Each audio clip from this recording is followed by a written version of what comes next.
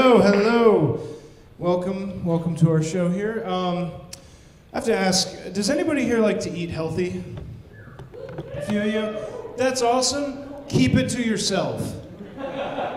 Nobody else cares. I was making out a grocery list with a friend of mine the other day, and he's like, "Oh, what are you gonna get this time?" I said, "You know, I got a little bit of extra money. I'm gonna get a couple steaks. You know, like I love steak. It's delicious." He goes, "No, you don't want to eat that. That stuff it's bad for your heart, clogs your arteries, and everything." I'm like, fine, okay, whatever. I'll get some fish. I'll get some tilapia or something. You know, that's supposed to be nice for you. And he goes, "No, don't you know that all seafood nowadays is like toxic because of how polluted the oceans have become and everything?" I'm like, "Okay, whatever. I'll get frozen chicken like I always do. It's cheap. It's easy to make. It's delicious." He said, "No, don't you know at the factory farms they like feed those chickens like like all kinds of poisons and stuff?" This is true, by the way.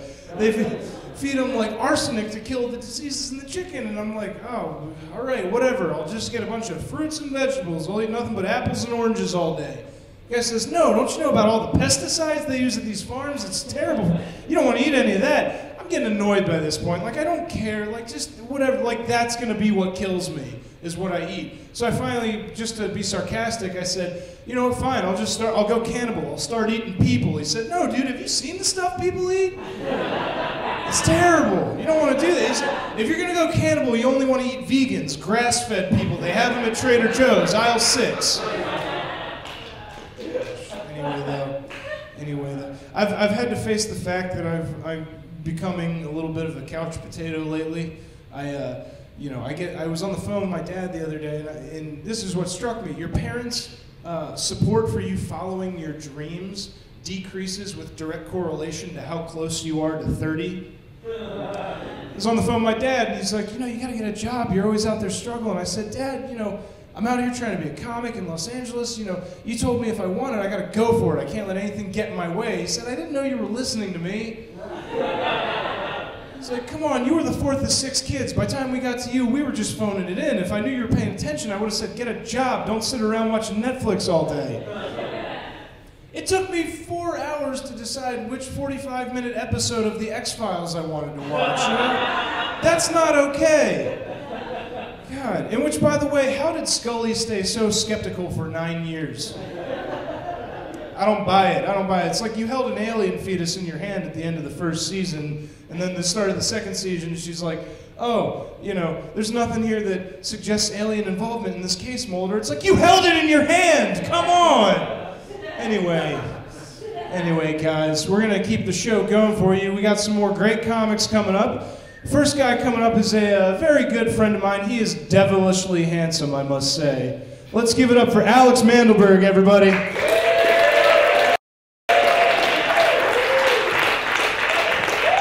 Keep it going for your host, Tom Young. Yeah. Welcome to this lovely venue. I believe it's called Purgatory.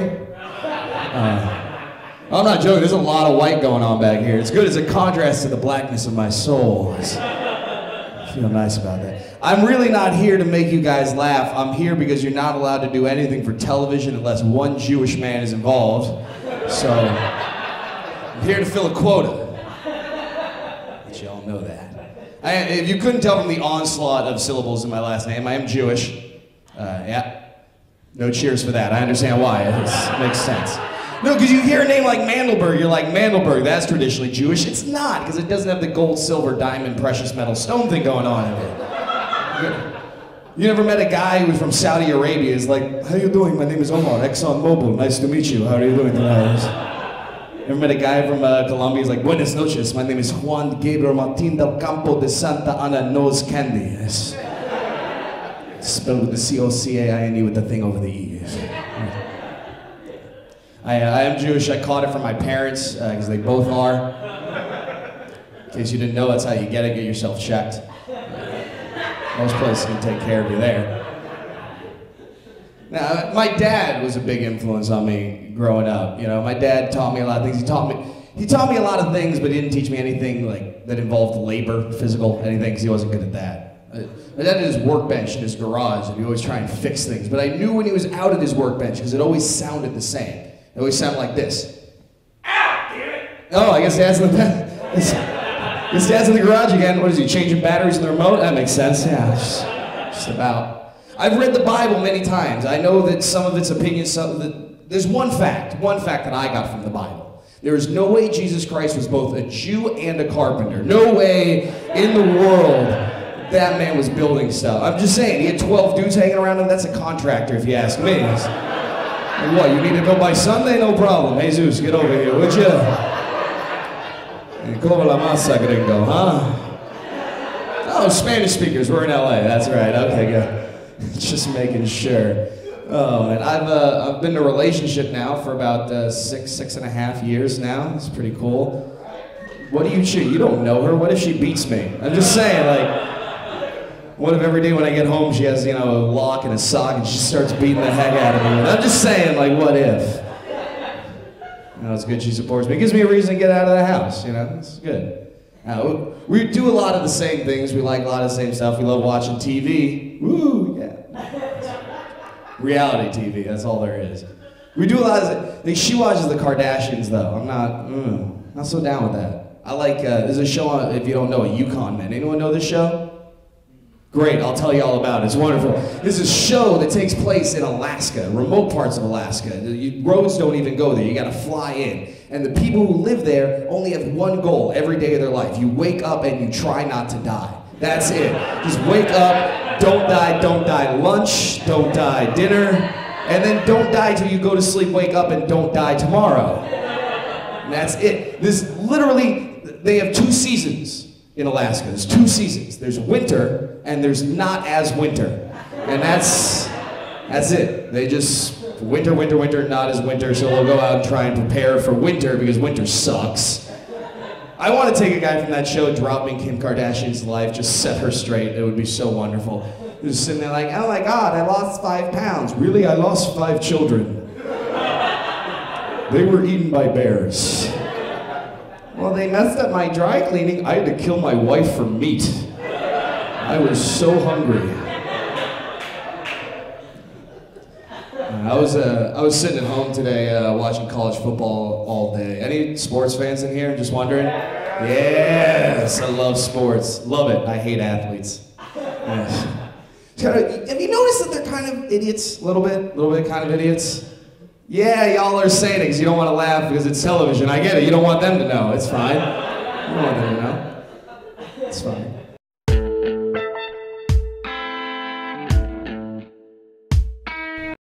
It's full steam ahead on the Durango and Silverton Narrow Gauge Railroad. Enjoy a historic trip through southwest Colorado's rich scenery with winter excursions through Cascade Canyon, a picturesque and snow-capped ride. Get a taste of wintertime in the San Juan Mountains just as people did over 100 years ago. A winter ride on the train takes you deep into a rugged and beautiful landscape, an experience you won't soon forget. Visit the depot or durangotrain.com.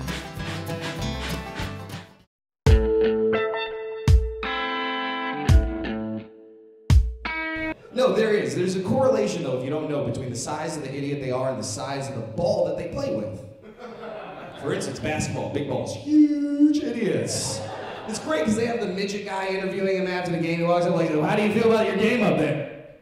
Well, I really asserted my dominance. I drove it to the hole and stuck it in all night. Are you talking about your rape charge? Get off the court. What are you doing? Get out of here. Watch all sports for their post-game interviews. Oh, soccer? Anyone see the post-game interviews there? Oh, it's gorgeous. It's wonderful. They always get there like, so you scored a goal, what happened? Oh, well, he passed me the ball, and I dribble with my foot, and then I kick it in the net, and that's a goal. Well, what were you thinking? I was thinking I can use my hands, because that'll be easier to throw it in, but I can't, so I kick it in, and that's a goal. Football, they're not idiots. They are. They just had to deal with head trauma since they were like 5 years old. That's why they're all smaller but oddly shaped. Love when you get to those interviews. It's always like, so how do you feel about the game? Oh, well, I felt like we had some answers for their offense on defense. I think kittens are fluffy. We got some takeaways in the secondary, gave us good field position. I think kittens are fluffy. I don't know where I am right now. Is that a problem? I don't know. What is this, Minnesota? Oh, no.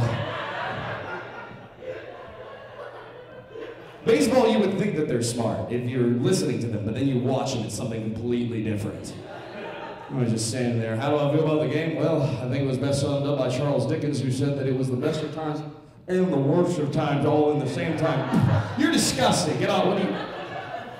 Smartest athlete, though, obviously, small, right? What is it?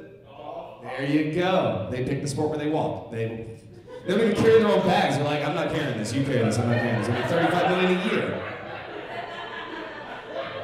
They get to the post game. They go, so how do you feel about your round? Great. It was 75 degrees outside. It's wonderful.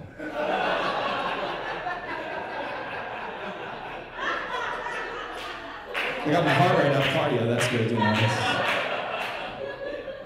What about that approach shot on 16? How about that? Oh yeah, Caddy said it was 120 yards in the hole, so I took the club that does that.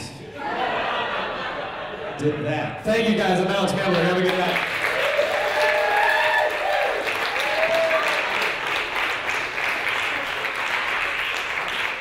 Devilishly handsome, right? Devilishly handsome. I was swooning back there. I'm going to meet him back in the green room. It's going to be great. Anyway, polar opposite coming up at the stage right now. She's a young, lovely lady. She's not Jewish. Coming at you from Portland, Oregon. Let's give it up for Casey Coop, everybody.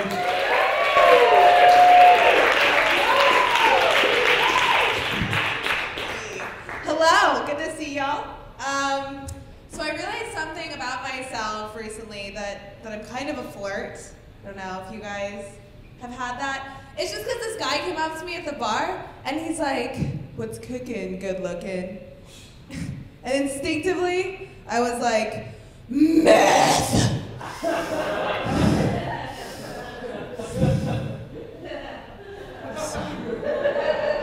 So I'm very flirtatious, it's weird. But, my favorite pickup line, I'm sure you all heard it before, it's the one that's like, "Girl, are you a parking ticket? Because you desperately need validation." I love that one. Works every time, it's amazing. Love it. But I get nervous when I get hit on, especially like when men whistle at me, because like I can never remember if I'm supposed to like roll over or heel, you know? You just, "Oh, what do you do? I don't know." I can never remember. So I'm on Facebook. Love validation again. You guys like Facebook? I'm sure we're all. I like Facebook mostly because it shows me all my high school bullies have gained weight. They're on their second and third kids. It's the best. It's the best thing ever. And like they all post pictures of their baby bumps online. Like their engorged fetus infection is some sort of accomplishment. No, like you can't pass off your mistake as an accomplishment. That's not how it works. Like you get like six-pack abs, like post those photos. Like that takes time and effort. But like you can literally get pregnant while you're sleeping. Not that great. I just feel like at this point my Facebook newsfeed has more baby photos than Casey Anthony's fireplace. It's fucking disgusting. I just, like, how is she's just hanging out somewhere. She killed her kid, you guys. We didn't even, like, kill her back. Like, what? But it's weird to me how people talk about babies, too. They always say strange stuff. Like, "Oh, he looks just like his daddy," or "Doesn't she look just like her mommy?" No, it just looks like a little chemotherapy patient. That's all it looks like. Babies are a lot like cancer, okay? They just suck the life right out of you, you know what I mean? I don't know, I imagine. I'm never having children, by the way, never knew. Not for me, but I do have kind of like an intrinsic, like maternal instinct, because recently I slept with a guy who's younger than me after his mom dropped him off at my house. So, very maternal. I've been living in LA for like 2 years now, and like I've kind of been trying out this new like fashion style since I moved here. But like does this outfit make me look hungry? Does that make? How about do I look hungry now? I'm starving, you guys, all of the time. I'm always hungry. Been losing a lot of weight at the gym because their toilets are so nice to puke in. So nice. But I was in a fitness class at the gym, and the instructor was like screaming at me the whole time. She was like this big buff lady. She's like, "It's you against yourself, who's gonna win?" Me. Only option there. But I'm also gonna lose, so I just laughed. I was like, okay, bye. I know what to do. That's fun. I work out a lot. For me, it's just like fixing the outside is way easier than fixing the inside. A lot cheaper too. It's a lot. I don't even think the gym should have like greeters at the door. They just need huggers, you know? I'm just like, I hate myself too, you know? Come on down. Triceps. I don't even like to play basketball in the gym. The game that I like to play is the game Gay, Straight, or Narcissist. You guys ever play that one? That's a fun game. I don't know, like, a lot of my like guy friends too, they talk about how they want a girl with like a Coke bottle body. But at this point, I just want a Coke body. That'd be okay. I'm just kidding.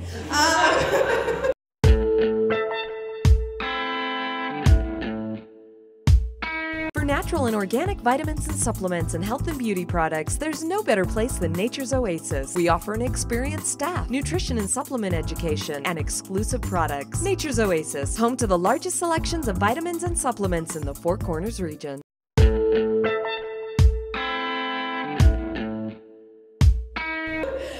don't know. It's weird to me too. I've noticed like all the guys at the gym now are wearing these shirts with like images of beautiful women on them, like half naked, perfectly objectified women. Kind of like the guys are saying like, this is what I'm here for. I'm working out this kind of woman. Which is weird because I work out so I don't have to hook up with those guys. You know?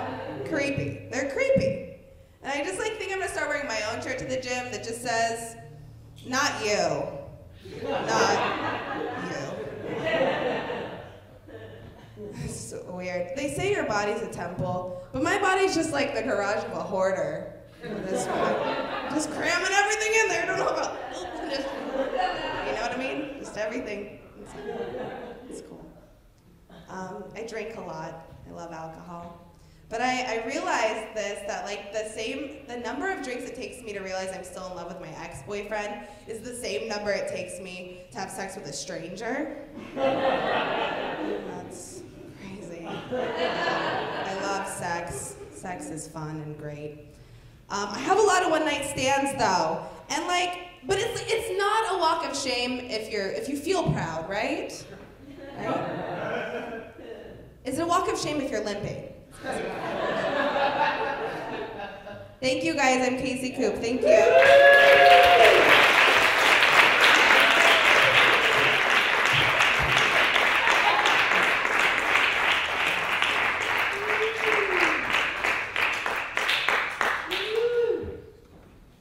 What I tell you, polar opposite from Alex, right?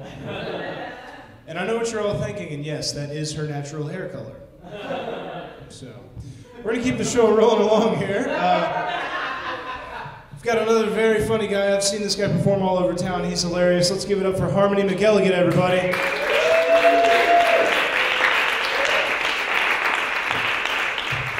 Keep it going for Tom, everybody. Awesome. So, I live in LA. I live in this neighborhood. I got a lot of homeless cats in my neighborhood. And I was thinking, like, when a homeless cat meows, do you think it sounds totally crazy to regular cats? Do you know what I mean? Because, like, we just hear, like, meow, but what if he's like, let me tell you about Friskies, baby, because it never was nothing. He's like, the other one's like, of course, on Tuesdays we used to have drive-thru. Definitely drive-thru on Tuesdays.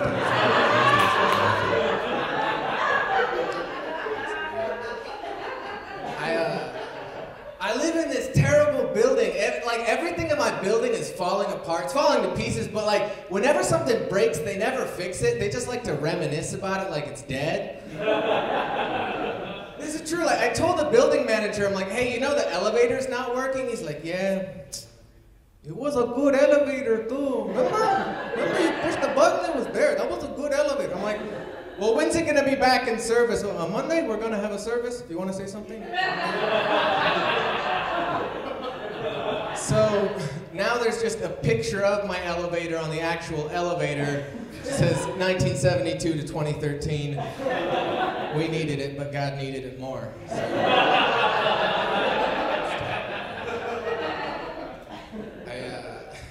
I'm so lucky I've never needed the will to survive.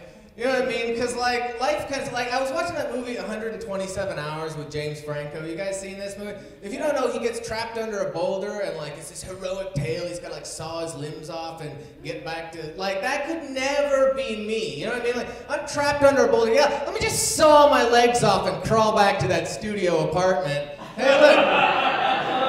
No missed calls. All right, that's great. I'm glad I came back to this. Worth it.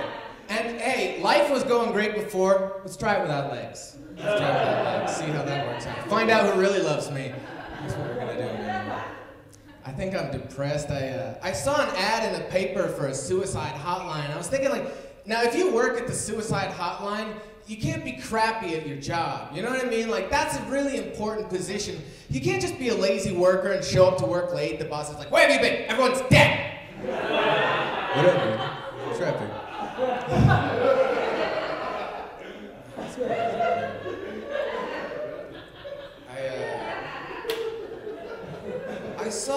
I saw this commercial that upset me the other day. They make a product now called Herpecin. Have you seen this? It's a commercial on television. It's a medicine for herpes. What do they call it? Herpecin. That's so messed up. That's not cool. Like, why don't they name it something that doesn't require wearing a hat and sunglasses to buy it? You know? Like, nobody wants to get busted buying Sif less. That's what I'm saying. Just call it headache pills, and on the box is a guy winking. Maybe he's got a cold sore. I don't know. I was down at 99-cent store. They have their own product there. Chlamydia adios. I like that one.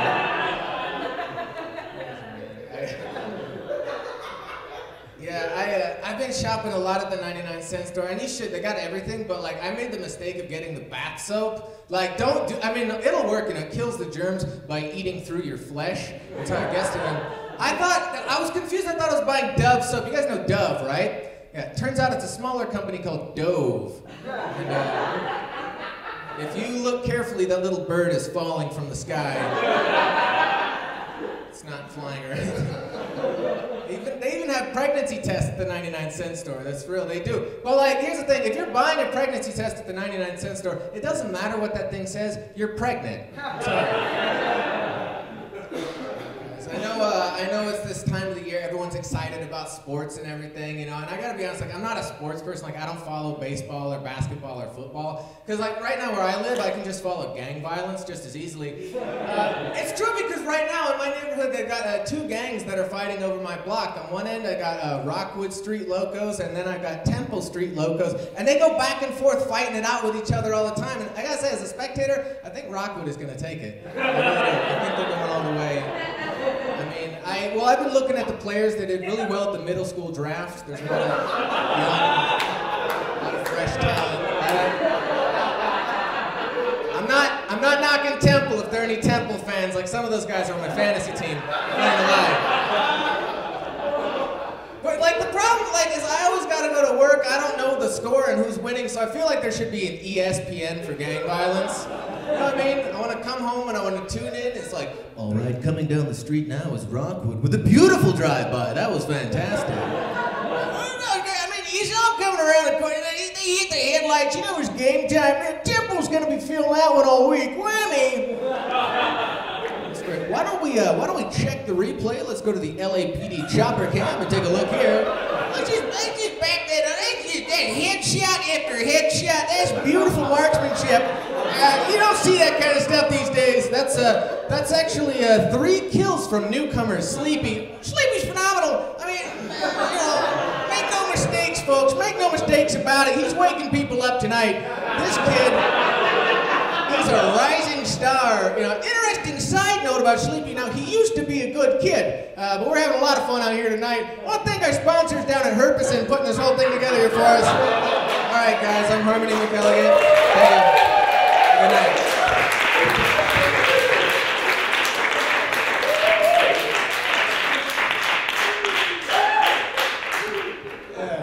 Great. Let's give it up for Harmony, everybody. That was awesome.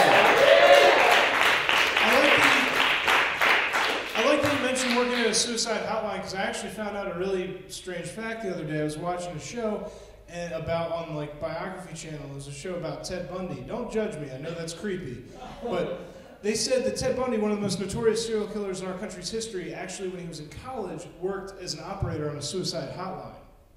So what I want to know is, by the time they executed him, like, what was the balance on the account there? Had he broken even yet? On that note, let's give it up for everybody you've seen.